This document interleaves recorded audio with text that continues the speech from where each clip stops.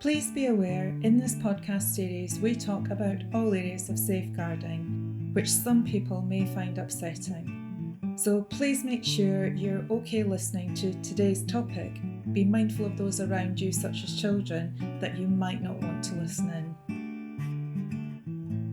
Hi, I'm SSS Safeguarding Director Sam Preston. And I'm former head teacher and content author Sara Spinks. So today we're having a conversation about the newly released Beyond Ofsted inquiry.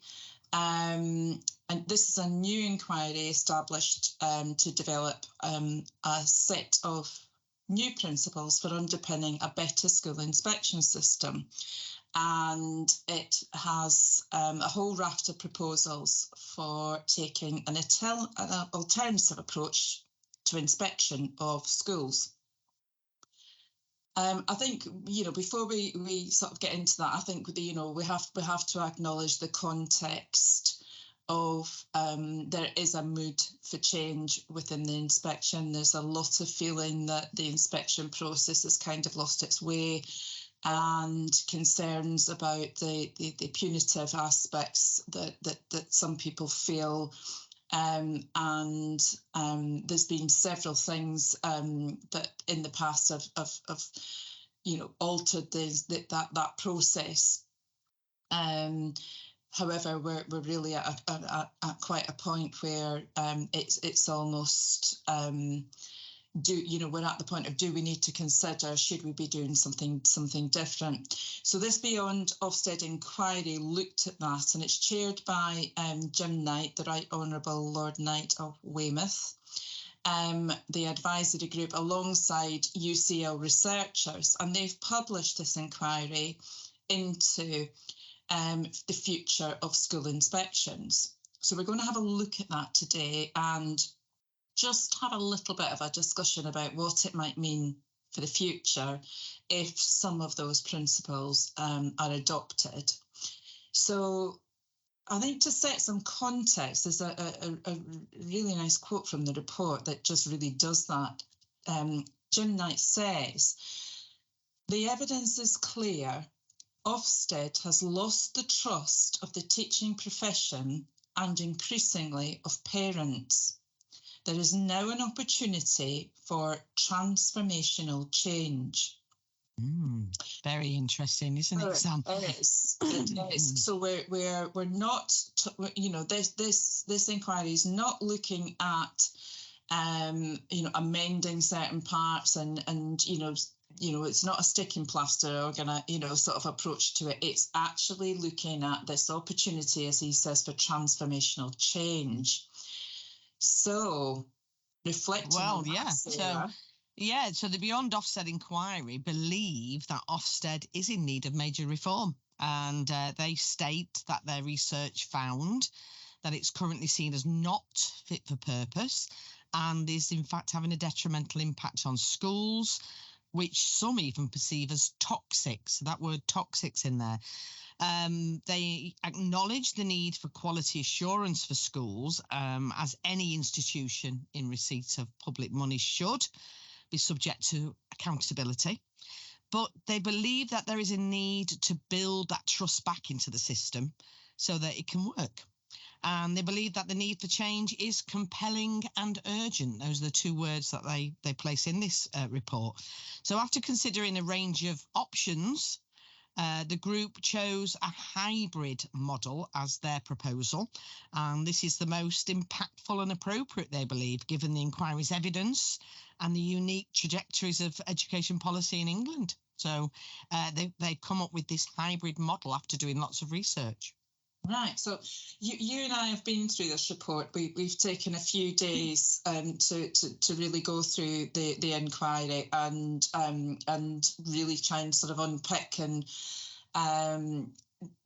try and sort of see what each aspect of that is, rather than looking at this overarching. So I think maybe now what we have to do is sort of unpick some of that. So the inquiry's made the the recommendations made, they're designed to try and restore that trust and address the intensification of leader and teacher workload, whilst reforming that system, which, you know, is really felt to be ineffective in its role for school improvement. So focusing on that school improvement side, Sarah, can we just have a little bit of a run through of the kind of, if you like, the kind of key overview points of the inquiry, what they've recommended? Absolutely. So their first point that they make for recommendations is that they believe that every school should conduct their own self-evaluation. And they proposed a report which will be called the School Performance Review, or the SPR, which they believe would be a report or an audit almost that is then reported to all stakeholders.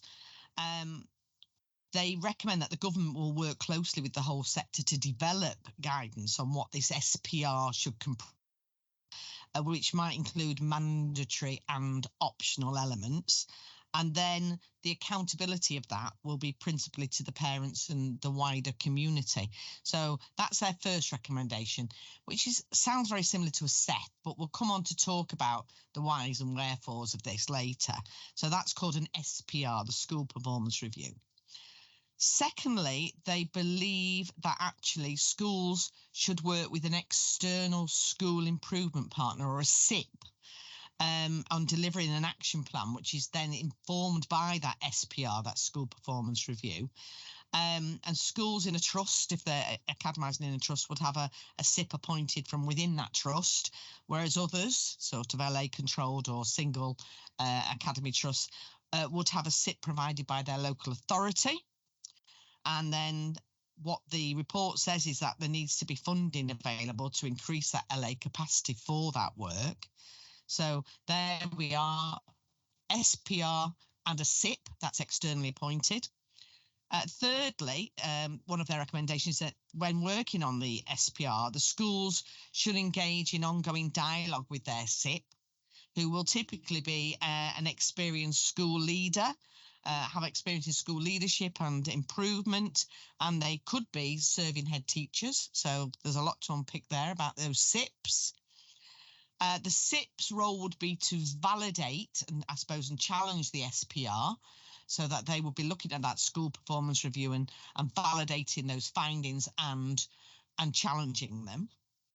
And the review says that the purpose of the SPR, these school performance reviews, is to enhance the school's capacity for self-improvement and to provide information for all the stakeholders, which would be very interesting. And it says, quite interesting in these proposals, that would not be the means by which a school would be held accountable by the Department of Education or by Ofsted. So I'm not quite sure what that means, so we'll delve into that a little bit. This is a big one. They're saying that safeguarding audits will be conducted annually by a separate body under the oversight of a national safeguarding body. And the proposal is that LAs would eventually take over that annual safeguarding visit when they're deemed to be ready by the national safeguarding body. And the public sector equality duty would apply to both pupils and school staff. So that's an interesting one. That's saying taking safeguarding out. We'll definitely unpick that. Now, the role of inspectors, apparently, in the inquiry would be to change, and that they would then focus on the governance of and capacity for school improvement and respond to any challenges faced, including the relationship between the school and the SIP. They would not routinely inspect teaching practice and pupil outcomes anymore. So for schools in a multi-academy trust or a MAT, the inspection would focus on the capacity and approach of the trust to be evaluating the school's SPR. So that's a real shift change. Next recommendation is that the inspectorate will be reformed so that inspectors develop and maintain appropriate training and expertise in the area of school improvement to be able to build the capacity of the school leadership team. And this must include understanding the context of the school, including relevant expertise for specialist settings such as special schools and alternative provision. And it must also include a thorough understanding of good school governance. There's a lot about governance in this that we're going to need to unpick. Next recommendation is that the inspectorate will be fully independent of government so that it can hold the government, its policies and the effects of these policies to account through a system-wide thematic inspections, including sufficiency of teacher supply. So that's interesting that it has to be completely separate to government.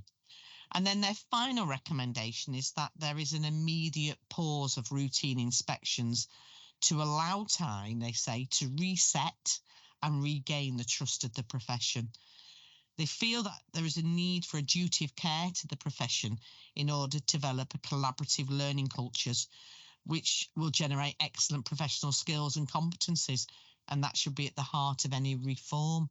So there's 10 major reforms that they're saying there.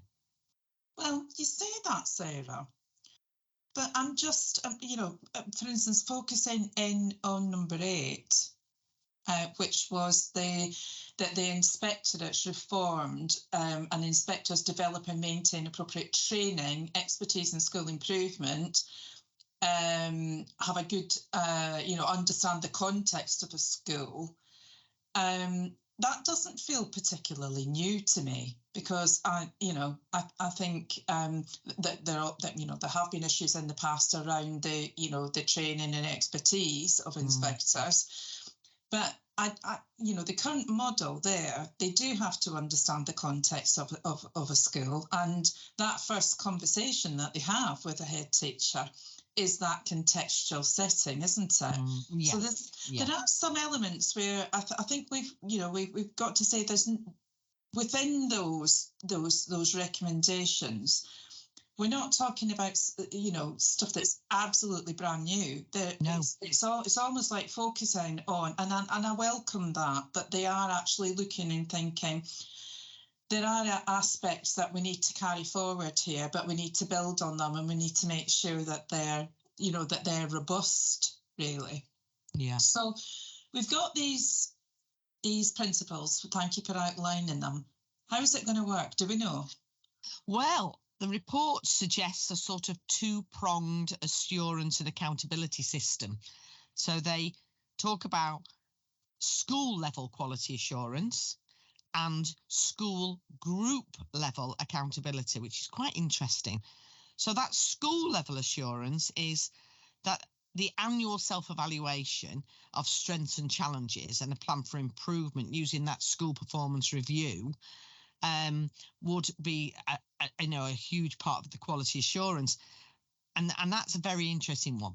Is that not similar, though, to the SEF that's currently in place? It absolutely is. So currently schools produce a SEF, the school evaluation form, which is used to inform Ofsted. So basically when you get the Ofsted call, you send over your SEF and it is your self-evaluation. And then coupled that with your school improvement plan or school development plan, some schools call it, that would form your where are we and what we're going to do next. So that SPR sounds like a culmination of the SEF and the school improvement plan. So I'll be interested to see how different that would be than what we currently use. But they're saying that would be your main aspect of self-evaluation to then be tested out. And the SBR apparently will be an agreed national level document, which then they say could be adapted or added to for a context. That's interesting. So, yeah. So because adding that contextual element, so that's great. There's that opportunity. But then, how do you almost kind of balance that with ensuring you've got some sort of standardisation of this process?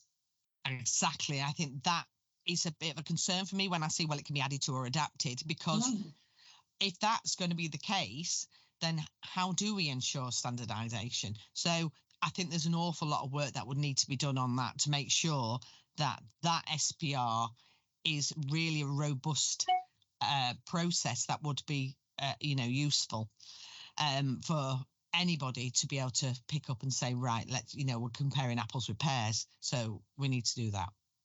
So this SPR, Sarah, tell me a little bit more about that. What's, I mean, I'm very conscious of having worked with teachers who have spent an inordinate amount of time writing a SEF. Oh, yeah. So what's this SPR? What's that going to look like? What's it going to really interestingly, the review says that the SPR would have to prioritise pupil and staff mental health and well-being, a broad and balanced curriculum, inclusive and supportive practices, and a sense of belonging. So that means the school's environment where all can flourish personally and academically.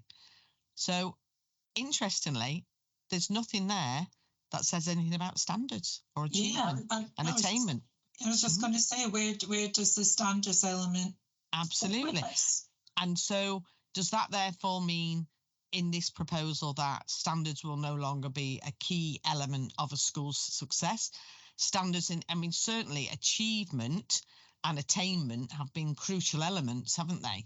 The journey that a child makes throughout your school to improve that, the achievement leading up to attainment at the end of each key stage. So I'm quite interested to see, it sounds a bit fluffy there. So I don't know how that fits.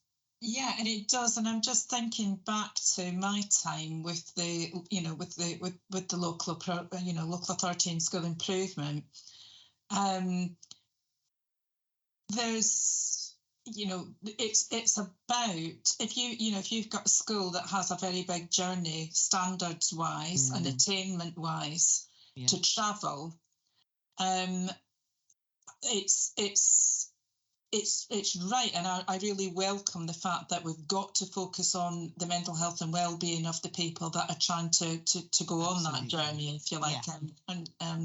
But there doesn't seem to be an alignment of the two, or even a recognition that if you are, if a school is on that journey, they have a difficult pathway, and there's a lot of work and additionality to do.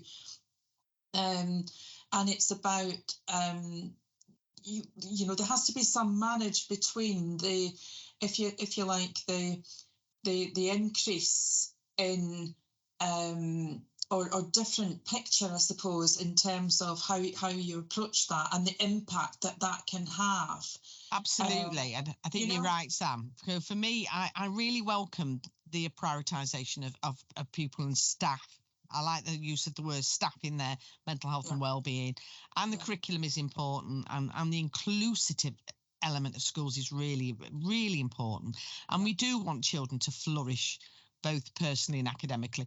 But I do think the standards have to be maintained. There has to be that element of standards in there, because ultimately school is that myriad of both personal, social, emotional and academic flourishment. So I think it is about having that continued focus on all of those elements. So I'll be really interested to see where standards fit in any form of reform, because it shouldn't be, I don't think it should be a stick to beat a school with, but there should be acknowledgement of and real celebration of achievement.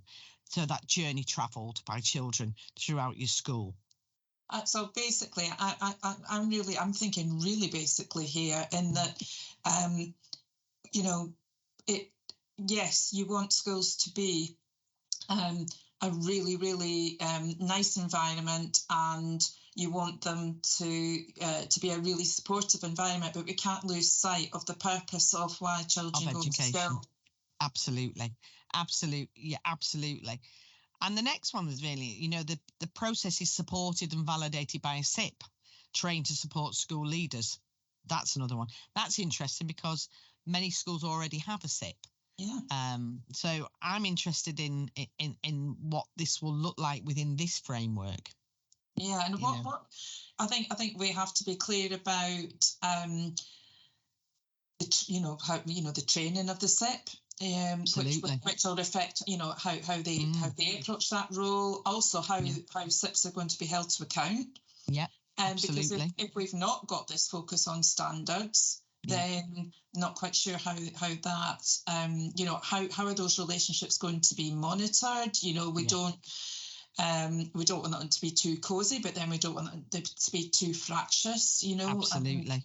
Also, is this something that, is this going to be a buy-in service for school as they do now? Or are we talking about something that's different to... Yeah, absolutely. Is it somebody who's going to be enforced on you as a school? Do you have a choice in it? Is there an autonomy as a school in this? How is that? How do we ensure that those SIPs have the same standardised views and the same? So there's an awful lot there to unpick around that. I mean, as a head teacher, I always bought in a SIP.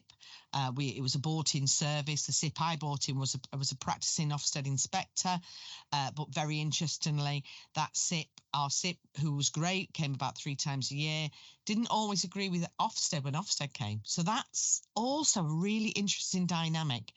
And because you're buying in the service, how much of that is what you want to hear? So I think there's an awful lot to unpack there around the quality of the training of SIPs, who the SIPs will be, and ensuring that that is a robust process with schools, but is challenging yet not toxic or fractious. So it is that balance, isn't it, of professionalism. Yeah. Now, apparently the SPR would be published as an action plan, and it would include areas of good practice as well as areas to improve. And one of the things that the inquiry said was that the good practice could be basically shared with other schools, and other schools could potentially help with areas of improvement. So that interesting that would be your published element that go on your website, I suppose. It'll probably go to your trust if you're a MAT. It'll probably go to your LA if you're a local authority school, your governors. So that almost effectively marries up between your SEF and your school improvement plan. The SPR is not graded, apparently, Sam, though. Okay. So that's interesting. So it's not like your SEF at the moment where you have to sort of nail your colours to a mast on a grade. And it would not be used as part of school accountability to DfE and Ofsted. So what does that mean? So what will be? That's the thing I'm struggling to see. Where would there be? Would there be any accountability to DfE and Ofsted or not? So and will that be at an individual level? Because I'm also trying to think how, and I think we're going to come on to look at that about, the collaborations that individual schools now sit in, like MATs and that's right. That's right. So what this review doesn't tell us is how schools are going to be accountable to DfE and Ofsted at all individually. So I find I'm a bit I'm not quite sure about that. Collaboration, peer review and mutual support via networking with local schools in MATs or appropriate clusters. That's a key way that they're saying that schools will be accountable. Again, if you're in a MAT, I can see that you would work within a group of schools anyway. You'd be under a trust board, maybe a local governing board. If you're an LA maintained school, how's that going to work? And is that going to be something that, be, self-appointed, that's driven by the schools? Or is that going to be something that's enforced where we're saying, that has to happen and there's some direction about how that should happen? So I think there's more to it, a lot more to unpick there, because I think certainly when I was in headship, and it's not very long ago at all, I worked within a cluster of schools in my local area, and it was very productive, it was very good. But then schools moved in and out of those clusters depending on whether they're academised or etc. But they can become cosy. Is that going to be something that is monitored and reviewed? So I don't know, self-appointed or enforced, who knows with that? And there is lots of positives to work as a cluster of schools, without a shadow of a doubt, but it's about the right dynamic. And if it's going to be something that is used within this process, it needs to be absolutely right. And then, big one, safeguarding accountability will be dealt with separately.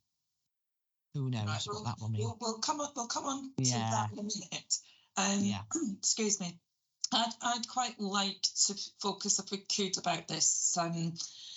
group level, that group level accountability. Yeah, well, that's school group level Yeah. accountability, which is the second prong that the review said. They said due to the sort of mixed picture of school controls that we have out there, you know, MATs, local authority, federations, single academy trust groups, etc., they would be inspected by Ofsted on a regular cycle of every 3 to 5 years, with the focus on their leadership and governance and capacity for accurate self-evaluation to address the challenges and serve all learners' needs. And that's going to include the examination will focus on the governance of school progress reviews and action plans. MATs, federations or school governing boards must prove the sufficiency of their quality assurance, resource management, risk management and school improvement capacity, utilising information from action plans and performance reviews. And governance inspections, published without a single judgment phrase, may recommend improvement and support in cases of weakness in self-evaluation quality. Support for MATs and trusts would be directed to members and the trust board, while for local authorities, it would go to the portfolio members for education and the director of children's services. And in cases of significant failure, an interim executive board would replace the governance body. There's a lot there. So and that's something that comes through in this inquiry report. There is a huge focus on governance. Absolutely. And this is where I think you know is it time to be brave and bold about school governance? Now, going on record, I have been for many years I've been involved in school governance with various different roles on governing bodies. And that does present, I don't know if you, well, I do, we've spoken about this, Sarah, but it does present the current model of governance that we have for schools. I think there are two questions that this inquiry didn't really sort of take a step back and ask. Yeah. Is the current model of governance that we have for schools, is that actually appropriate and adequate? Is that what schools really need? Yeah. And also, does that model actually present some significant challenges for schools that schools have to work very, very hard to try and make that work for them? I mean, it's governance is a mixed picture. Yeah, very much so. From each school, and it's very dependent on a lot of contextual things. So for me, I can just think, as I said, having held senior governance roles, there's a lot of work that has to be done in order to actually get your governing body up to speed and actually to equip them. And I say that totally recognising the value that the people sitting around the table can offer. Absolutely, and their commitment as volunteers. Yeah, largest volunteer workforce in the country. Yeah. However, if we're actually taking this step back and saying, right, so this inquiry has identified that governance needs to be really strong, that's going to be the driver. I actually think we need to look at the current model and think, do we need a complete review of this to ensure that head teacher and the leadership team around that head teacher that are striving to achieve all the things that this inquiry wants them to achieve, that there is that comparative quality and skills to be able to hold the school to account and to be able to drive that change. Absolutely. I mean, for me, the mixed picture of governance is out there is very, very contextualized. Depends where your school is, depends what the quality of people you can get to be on your governing board. And if you work in an area of high deprivation, which I always did throughout my whole career, getting high quality people to be able to be your governors is a hard task, and it's all voluntary. And so this review places an enormous amount of responsibility on a group of volunteers. I just And want that's to concern. jump in, Sarah, when you say high quality people, because I think, I know what you mean by that. I think what you're saying there is it's informed. It's skill set. It's not about people as much. It's the skills. It's skill Yeah, sets. it's a skill set, and it can be very challenging to find people with the appropriate skill set that you need to really challenge a school going forward. It's not about the willingness of people. There's some brilliant, I had brilliant governors throughout my time as a head. Brilliant, really, really well-meaning people and some amazing people. However, I just think that the model we currently have is not really fit for purpose to be the main accountable people in an inspection process at the moment. So I just feel that governance needs to be really looked at if something like this review comes into force. I think we need to get belt and braces governance in position before we can really review schools coming into a model that's like this, because there's a huge amount of responsibility in this inquiry on governance and the outcome of that. It's an interesting one. Yeah. Let's look at safeguarding. Yeah. Obviously, I've got a huge focus on this. Now, the inquiry states they want safeguarding to be better than it currently is. And I've just got a little bit of an issue for this in terms of the evidence for the statement and what were they actually meaning by that? Did they mean the inspection of safeguarding? Because as you know, I have concerns about the model in the way that safeguarding is inspected and actually who it actually inspects safeguarding in the current framework. And I actually think what we need to be looking at is, when you look at the current model, there are things that the inspectors do that actually there is no need for them to do, because actually they are almost like administration tasks. I've always said, from the beginning, I've said there's absolutely no need for an Ofsted inspector to sit down and spend ages looking at your single central record. That is an administrative task that is quite, it's on paper that can be submitted to the local safeguarding partnership to ensure it's appropriate and everything's being done. I've always said that the inspection should focus on practice. Yeah, ensuring that what is driven by policy and protocols, how is that happening in practice? So I'm just going on record as to that's where my stance on inspecting safeguarding is. Now, the inquiry is proposing that safeguarding is going to be inspected separately under the governance of a new national safeguarding body. So that begs the question, do we need another accountable body? And absolutely. Who will that be? And also for me, where will the expertise come for this accountable body? Because we've certainly had challenges with the expertise in the current system. Yeah. And we know that from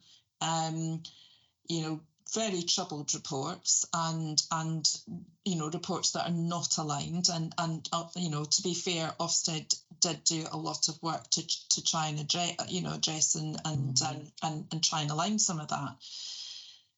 But the inquiry is suggesting that the responsibility will eventually shift to local authorities. Yeah.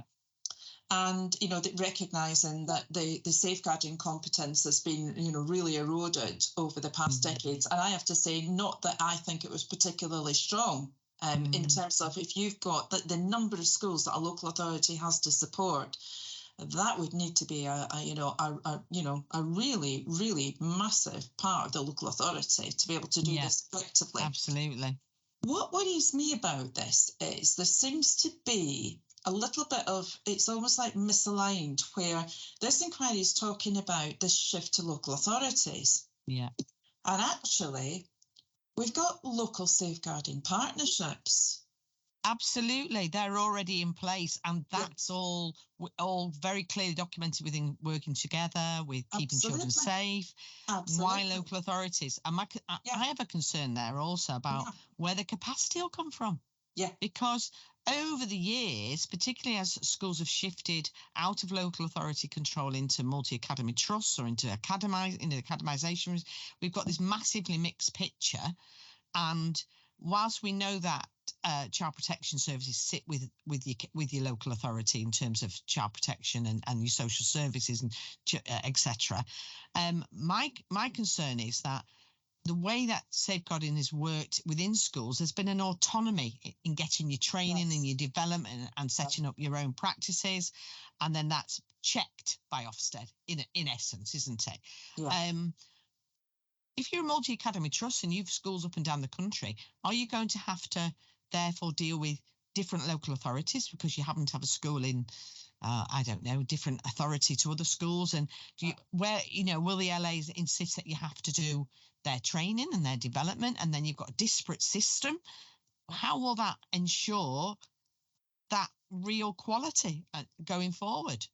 And I think, we have to recognise, and one of the things that I think has always been a real strength in terms of empowering head teachers and leadership is that, legally,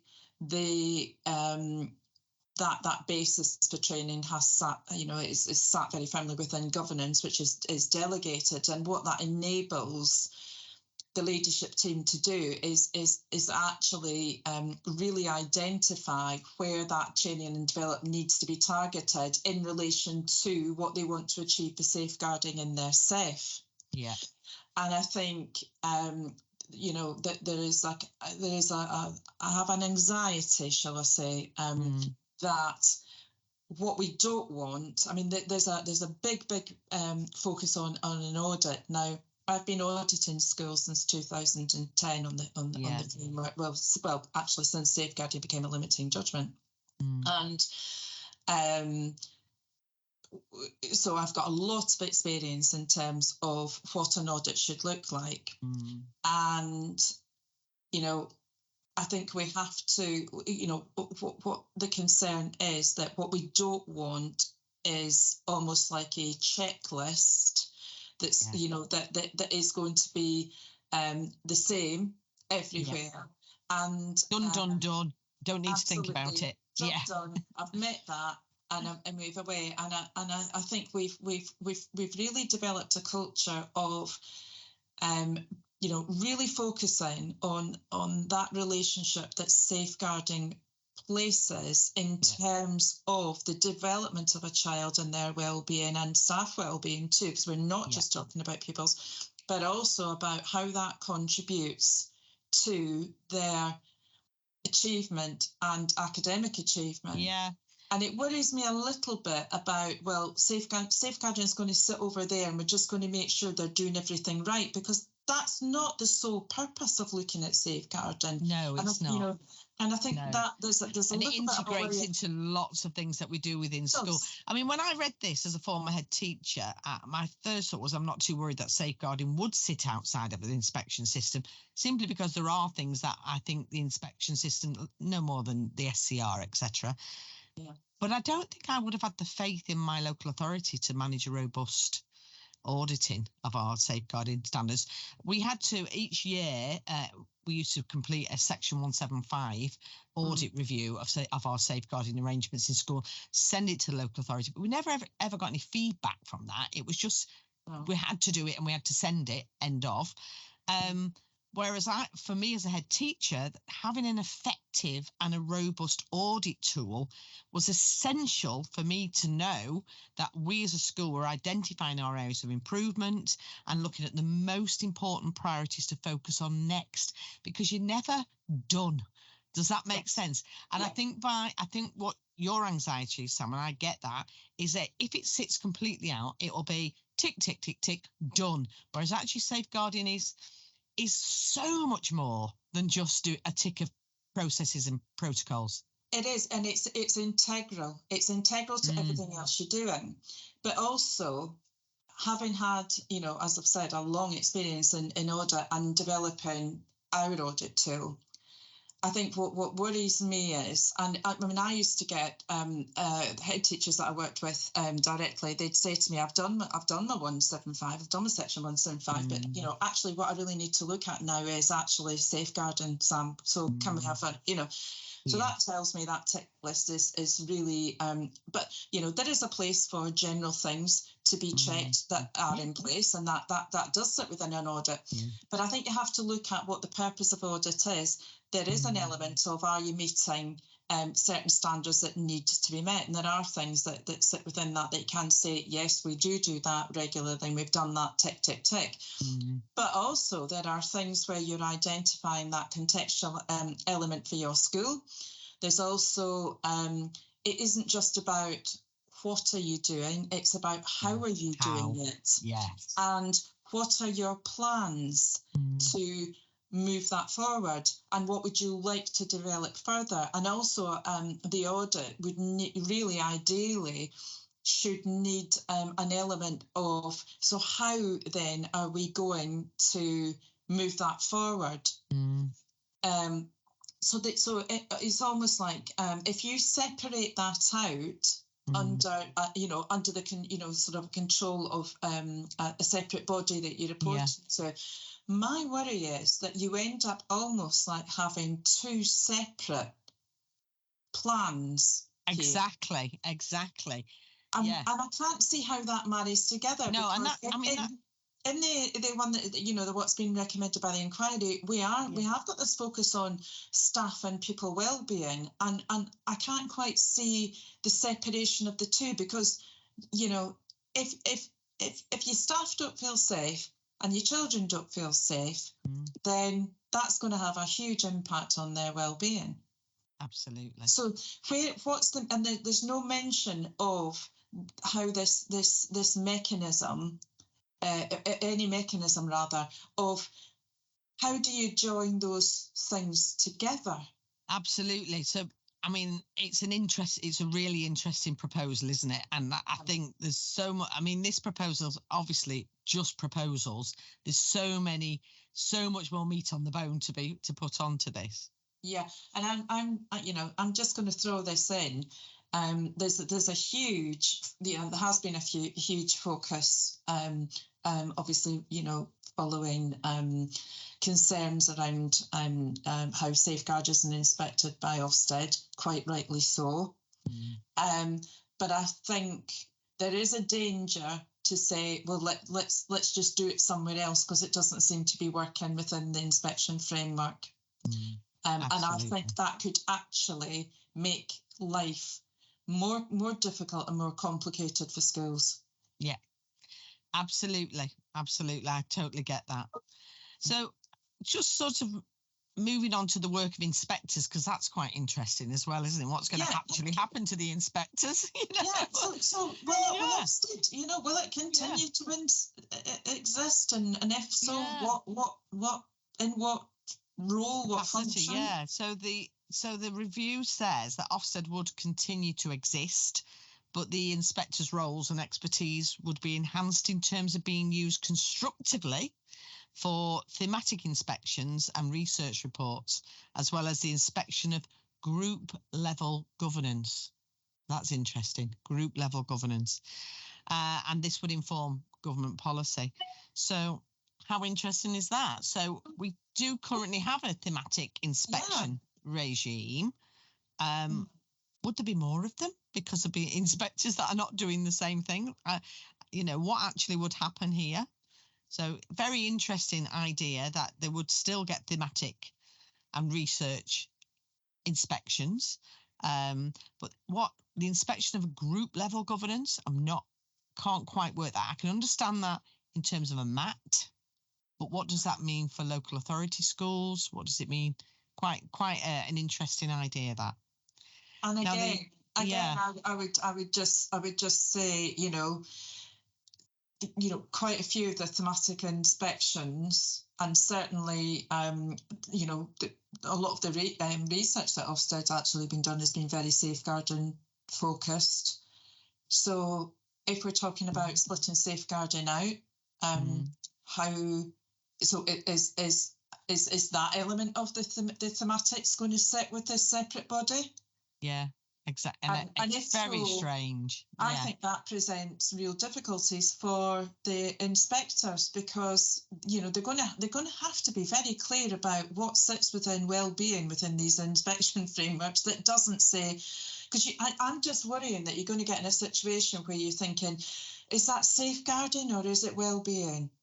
I think it's very confusing. So there's obviously a lot more meat on the bones going to have to go on this for it's an awful lot of crossover, isn't it, with safeguarding with things like RSE curriculum, PSHE curriculum, all those curricular links as well.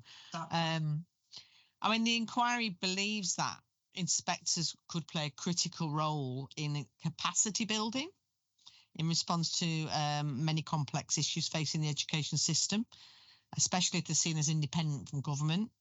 But I don't really know what that means. I'm not quite sure in what respect they see them as being able to build the capacity. It all sounds a bit sort of strange. The fact that, the chief inspector would be independent of government is an interesting dynamic, and I think that is about holding to account. I think that I quite like the idea, actually, that a chief inspector would sit independent to government for the purpose of challenge government policy. I think that's quite important. Inspectors would be experienced. Is it going to be that different, though? We've got, Chief of Ofsted does have to sit in front of the Education Select Committee. They do, they do have to. They do. But maybe, but I think the shift is that the chief inspector could hold the government to account, whereas at the moment the government would, the Education Select Committee would hold the chief inspector to account. But then is there a mechanism for the other way around at the moment? So that's an interesting dynamic, potentially, actually. Yeah. The inspectors will be experienced and trained in the sectors they inspect. But then this is a really interesting one that they put into the existing right of parents to trigger an inspection would remain. Of an individual school? Exactly. I don't know. It doesn't seem to make sense, that. Yeah, how does that fit, though, with the collaborative look of schools and school governance? So I'm struggling with that one. I'm really struggling with this, because it's not clear to me at all where they talk about every 3 to 5 years doing this group level governance inspection. How does that fit with an ordinary local authority school, for example? When if a parent makes a qualifying complaint to trigger an inspection, does that mean that individual school gets inspected? And what does that mean? Does it mean?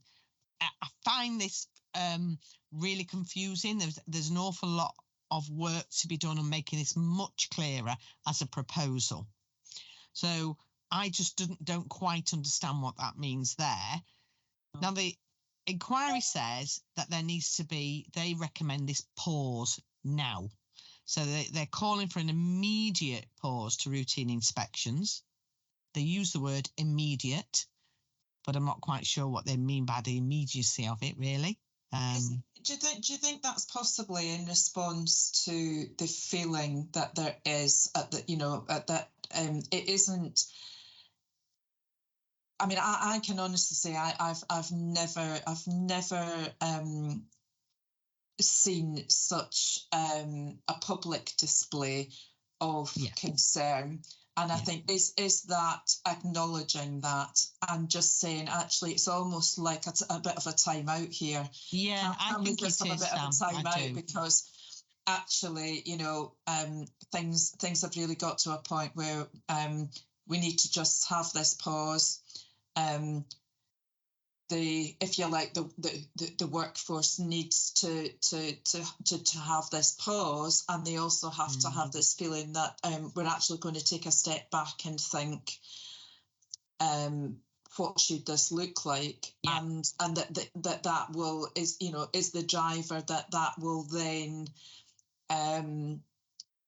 promote some sort of semblance, I suppose, of trying to allay some of the It's interesting, you're right, Sam, because when there was a pause in Ofsted inspection due to the COVID and the shutdown, and then there was a period of time when we knew that Ofsted wouldn't be coming because of it, there was an immense feeling of, throughout the whole profession, because that, as soon as you're in the window, and every head will understand that term, every single Monday, Tuesday, Wednesday, you feel sick until 1 o'clock. Seriously, because that call could come and they would be there the next day. And how interestingly, I had a conversation yesterday with a head teacher in Wales where they have Estin and they get 10 working days notice. So they don't have that feeling as they do in England of feeling sick on a Monday, Tuesday, Wednesday. Because you literally got to 1 o'clock on a Monday, Tuesday, Wednesday and went, I'm not going to phone now. Because they don't phone on a Thursday and they don't phone on a Friday. And that just shows you the level of stress that puts leaders in. So I completely understand that idea of let's just pause this. Yeah. And also I think that's a real indication, isn't it, of personally I think the stress that you go through, and having been through Ofsted inspections and joint area reviews, which done at the multi-agency level across the local authority, the process is horrendous, and I'm not convinced that the actual process is particularly helpful. And the amount of work that inspection entails, and I think if people are not involved directly in that process, they I've had people say to me, why should schools complain about being inspected? And I actually think it's not about complaining about being inspected. It's about the process that inspection takes. And actually, I do think if, as this inquiry is pointing out, if you're going to put the focus on the governance and the driver for school, there has to be that element of you have to trust the day-to-dayness and that management. For instance, in as an example, to try and explain what I'm trying to get to, teaching practice. Do you actually need Ofsted inspectors to sit in classrooms and look at somebody teaching?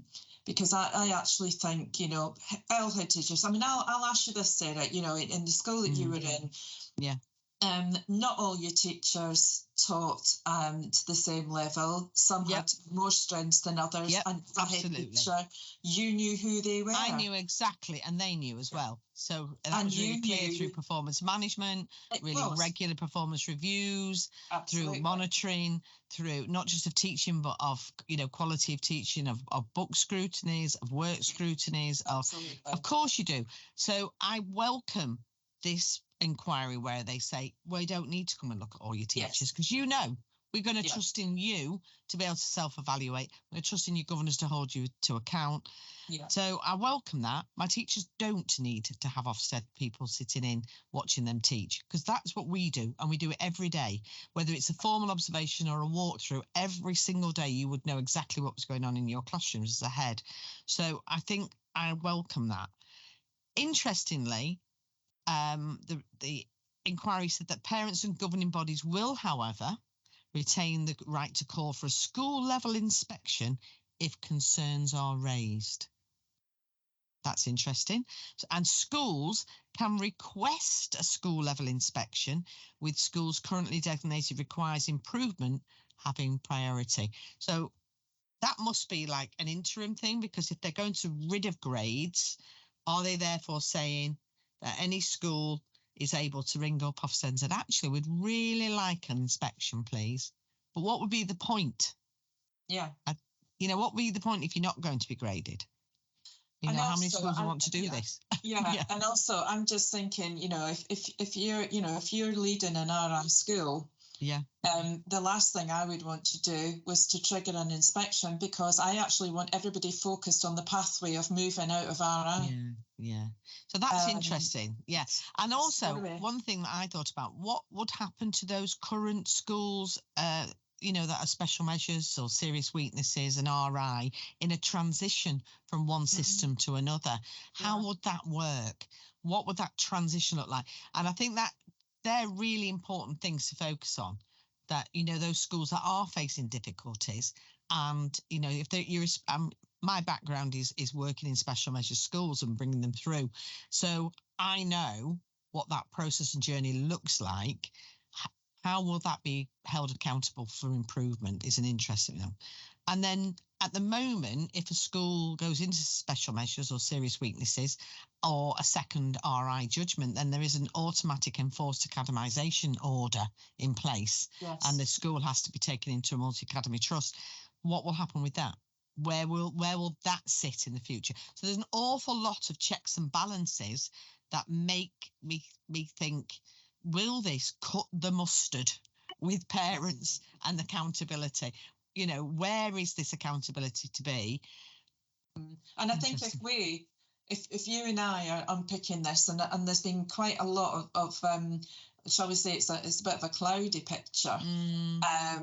I'm sort of thinking, how is this going to appear to a parent who's going to try and make sense of this? Yeah. I think, as I've said, there's, it is a bit of a cloudy picture. There's the other thing I think just worth of note, they do make comparison from models in other countries, and that's been used by the inquiry team and researchers. I just having spent time looking at teaching models in other countries, I can see huge benefits in doing that. But I would just kind of tamper that with saying what may well work really well in other countries and cultures. You have to really take a step back and look at the contextual aspects of that and how transferable that is into systems. For instance, I worked in Iceland. Very, very different models, education models there, and the relationship between schools and government. And but that model would be very, very hard to transfer that model into the system that we've got here. So why I think it's laudable to review and suggest alternative systems, especially in the light of the increased pressure on staff in schools and the increased stress and impact on mental well-being. That the current inspection regime places on schools. I do think we have to think, yes, it's useful to look at those models, but going down the road of, well, that works really well in such and such a country and we should be doing it here, there would be work to do. Absolutely. I think reflecting on this as a former head, I actually have been in 15 Ofsted inspections through my career and led on 5 as a leader or an executive leader. And that was a very mixed picture of experiences, actually. Most of those inspections I felt were really useful experiences. I had one very difficult inspection, and that was about the lead inspector. So there was always a concern for me about personalities within that system. However, I do and can see that throughout my career of 35 years in schools, that Ofsted did make a difference to standards. It did give accountability. I think we're at a point now where it does need reviewing. I'm not sure that the single judgment word is not useful to anybody. Schools need to be good enough or not good enough, in my opinion. But I don't think ridding it completely without a really robust system that is going to hold schools to account, that is not as punitive. I think the punitive element and the fact that if you're ahead of an outstanding school, you're on tenterhooks to keep you outstanding. If you're ahead of a good school, you're on tenterhooks to keep you good. If you're an RI school, you're on a journey to make it better. The accountability and stress that it gives a whole community-wide feeling is something that needs to be addressed. I think going forward, we need a robust model that's less punitive and really contextualises schools and the journey and the difference they make. So this inquiry I welcome, but there's an awful lot more that needs to be done in order to get a robust system that would replace the regime we've got now, in my opinion. I completely agree. So there's, for those listening, there are more resources available on our website, and you can also find details of our safeguarding audit on there too.